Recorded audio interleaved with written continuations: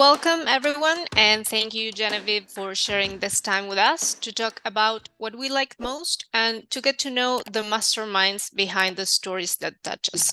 How are you today? I'm fine, thank you very much. I hope you're all well too. Yes, we are okay as well. Thank you. So I will make a short introduction about you so people who are watching can get to know you a little bit better.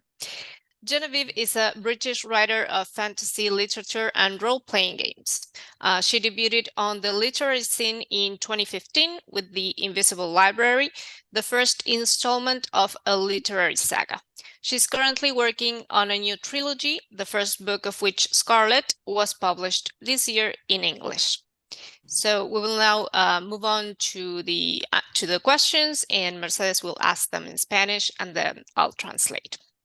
Genevieve, trabajas como especialista en clasificaciones clínicas y como escritora independiente has escrito para varias empresas de juego de rol. ¿Cómo surgió la idea de escribir historias de fantasía? So you work as a clinical classification specialist and as a freelance writer and have written for several role-playing game companies. How did the idea of writing fantasy stories come about? I think it's because I've always been fond of fantasy stories. Ever since my parents read me The Hobbit as a bedtime story, and I got The Lord of the Rings as a birthday present at 7. And I've been, well, I like other things as well, but I've always been fond of fantasy, mythology, folklore, all the various different types that you can get, all sorts of speculative fiction. So when I started daydreaming and plotting, it was one of the logical areas for me to get into. It always seems to be about what our parents used to read us, right? When we were children. Genevieve, ¿cambiarías algo de tus inicios como escritora ahora que tienes más conocimiento? ¿Hay algo de lo que te arrepientas? So would you change anything about your beginnings as a writer now that you have more knowledge? Is there anything you regret?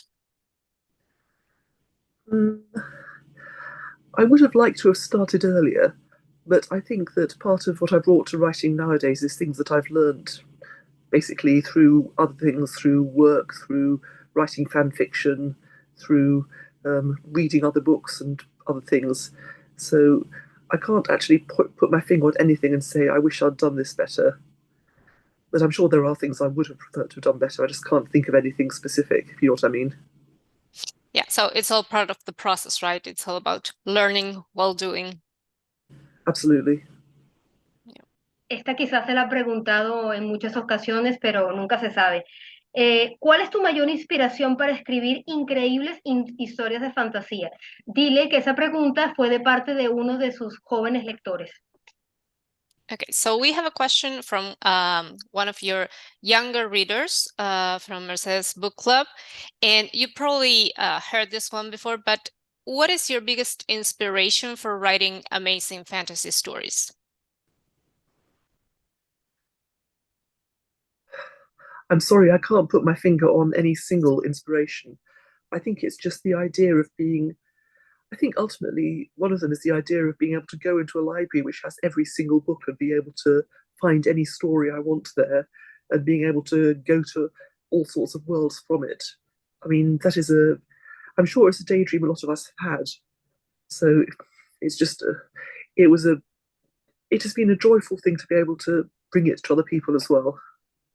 Yeah. So do you think you write what you would have liked to read when you were younger? I think that is certainly part of it, yes. I mean, it would be a shame if you didn't enjoy what you were writing, if you didn't imagine it, if you didn't daydream about it a bit. So, yes, I would say that part of what we write is what we would like to read. Genevieve, ¿alguna vez has utilizado hechos reales como inspiración o has considerado la posibilidad de hacerlo? So we know you write fantasy, so this might be a bit harder, but have you ever used true events as inspiration, or have you considered the possibility of doing that? Well, there was the time that I was on holiday.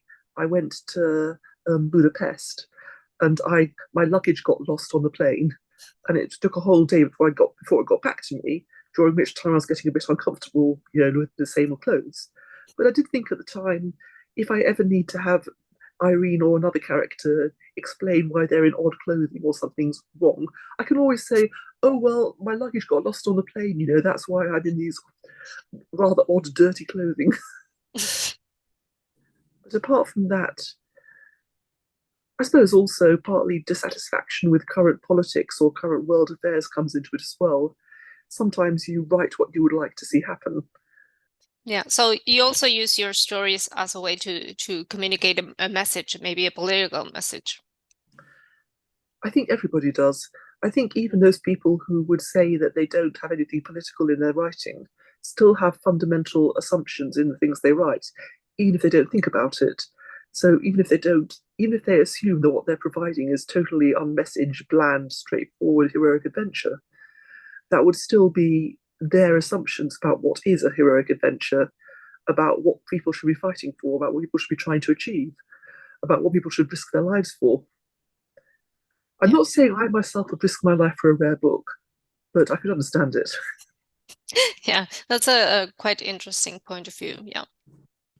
La Biblioteca Invisible es una historia ficticia, pero llena de valores como la amistad, la honestidad y la lealtad.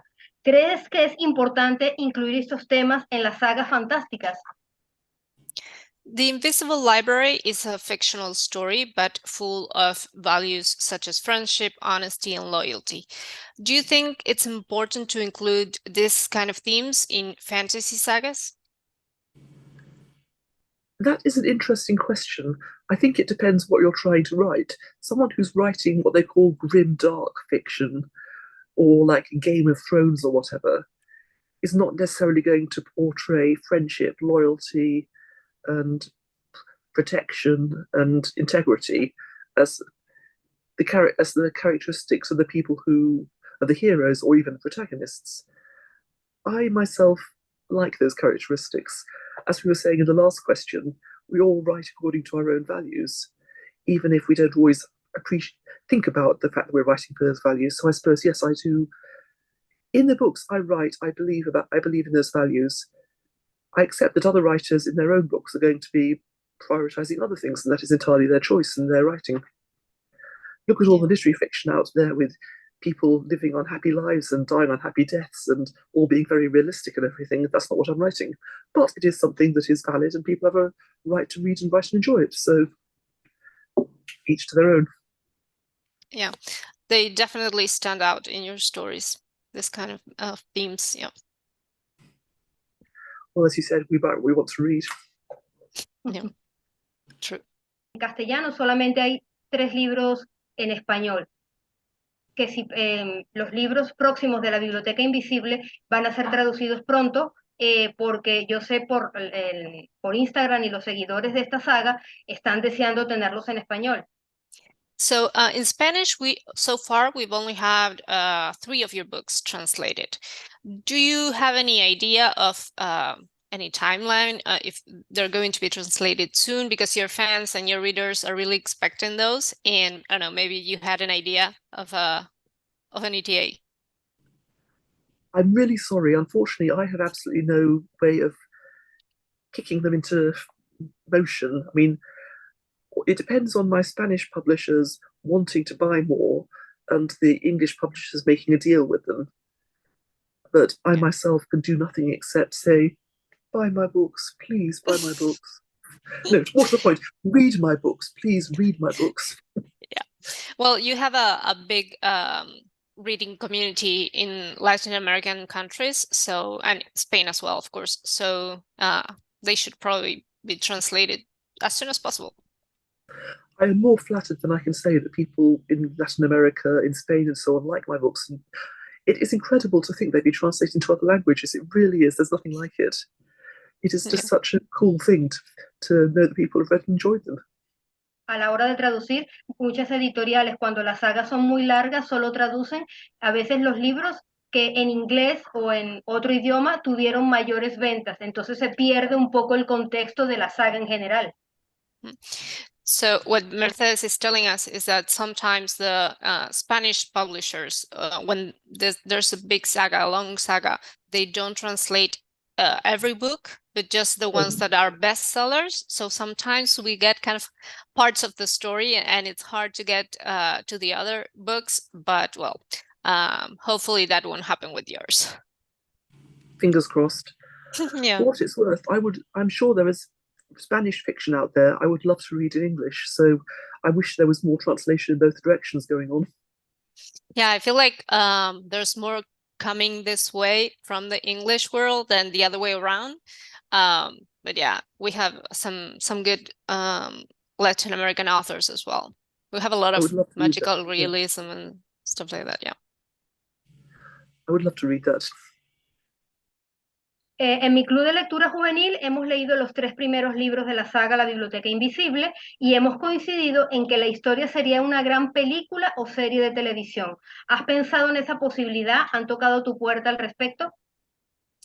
So Mercedes has a YA reading club, and they have read the first 3 books of the Invisible Library saga, and they all agreed that the story would make a great movie or television series. Have you ever thought about this possibility? I've thought about it, but unfortunately, like being translated and picked up by other countries, there is absolutely nothing I can do to make it happen. I can only just, I mean, I have an agent. If film companies wrote to her and said, let us publish your stuff, I would be over the moon. But unfortunately, there's nothing I can do to actually make it happen. It's very frustrating. Yeah. I mean, I have thought about it. I have daydreamed about it. I have imagined, the scene with their ball where the alligators come bursting in and everything. But there's not much I can do about it. Yeah, but it's nice to dream about it at least. Your own characters in the big screen, that must be amazing. Or a TV series, Netflix, or even animation. Yeah. Animation would be another good choice, yeah. Genevieve, sabemos que estás trabajando en una nueva trilogía y Scarlett es su primer libro. ¿Nos puedes contar brevemente qué encontraremos en estos libros y cuándo saldrán en español? We know that you're working on a new trilogy and Scarlett is the first book. So can you briefly tell us what we will find in these books? And well, Marcel wants to know about the translations in Spanish, but we already know you have no say in that. So if you can tell us what we can expect. Well, it just so happens that... Wow, that's an amazing cover. It's beautiful. It's absolutely gorgeous. Me encanta. Dile que algunos de mis chicos leen el inglés, pero no todos. Pero y hay unos que van muy adelantados en la saga porque la están leyendo en inglés, muy vivos ellos. So some of the kids in Mercedes Book Club do read in English, so they have read more books and they love it. Thank you. And what Scarlett is about, it's set during the French Revolution. It's in a slightly alternate world where there are vampires as part of society.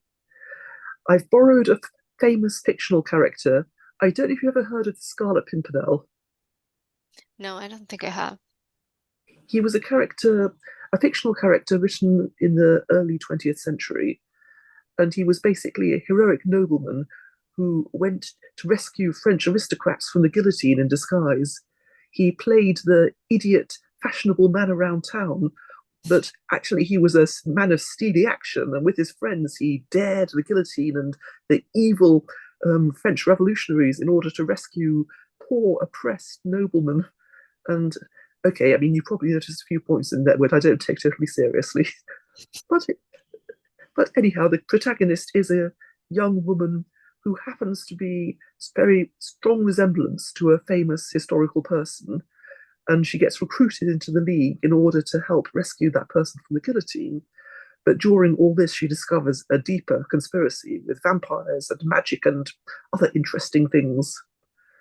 So, hair's breadth escapes, danger, sewers of Paris, prisons, all that sort of fun stuff. Everything that a fantasy reader loves. Exactly. Yeah, sounds really intriguing. Thank you. Ha pasado bien rápida la entrevista, ¿no crees, Maru? Bien, Genevieve, como ya estamos llegando al final de nuestra entrevista, nos gustaría que le dejaras un mensaje a aquellos fieles seguidores de tu trabajo para que sigan motivados con tus libros, y aquellos que no te han leído, que se den la oportunidad de conocer a la Biblioteca Invisible y a Scarlett. So time flew by because we tried to keep interviews short, and this really flew by. So we are close to the end, and we'd like you to leave a message to your loyal readers and also to all the people who haven't read your books yet, but might be interested after listening to you. Firstly, to all my loyal readers, and it really is incredible to think that I have loyal readers, thank you very much indeed. I am so happy that you've enjoyed my books. I am delighted that you're interested in them. I hope I will write more that please you. And I'm just so thrilled that I live in a world where I can talk to fans from Spain and Latin America and say thank you. And to anyone who hasn't read the books yet, what I write is escapism. I think it is fun. I enjoy escapism. And sometimes what you want is escapism. Sometimes you look around the world we live in and you're looking either for a way out or for tools to build your own way out, for ways to think about things, just to look at the world from different pattern and get a break and then come back and try again. So if I've given that to people, if I do give that to people, then I am really pleased. So there is a library out there for every one of us. Yeah, that's a lovely message. Yeah. Thank you. Gracias a todos por acompañarnos. No olviden darle like al video, suscribirse y, por supuesto, activar las notificaciones. I wish I could say anything other than thank you in English. I mean, Irene is the one with all the languages. I've just got basic English and a little bit of French. But thank you both very much. Gracias. Gracias to you and to anyone, and to your writing club, your reading club, and to everyone. Thank you. No, thank you.